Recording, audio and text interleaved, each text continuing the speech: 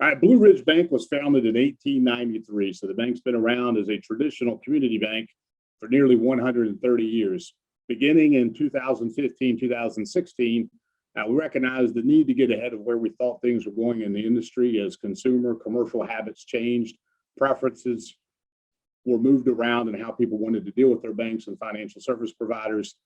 So we began to think about the groundwork for innovation and how we could position ourselves to capitalize on it while continuing to remain true to the community banking model. We were the first bank in the country in 2015 to take advantage of a new product afforded to us by federal legislation. So we were the first bank in the country to create an incentive-based savings account.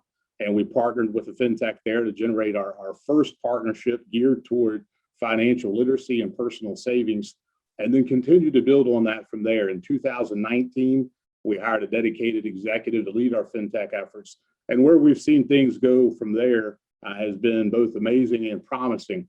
For our fintech efforts, where we focus our efforts are spread across a few key areas. One of those areas is the idea of banking as a service, which in today's world maybe means different things and is thought of as different things. But the way we view it as partnering with the enablers of fintechs. So as fintechs are looking to be able to execute their vision, provide their service, and have speed to market, we work with companies who afford the integration and the tie into the financial system to help accelerate that. We also work with some partnerships as a lender of record, taking advantage of our banking partnerships to offer access to the credit system and do so in a responsible way.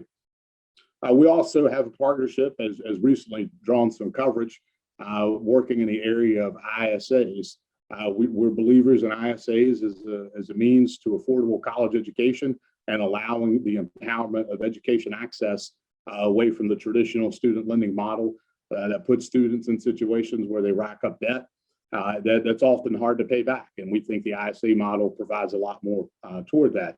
We made recent headlines as well earlier this year for becoming the first bank to offer Bitcoin-enabled ATMs, in just a way that we're trying to stay ahead of where consumer preferences are going, and making sure we recognize how those preferences evolve and how people, again, want to interact with the financial system.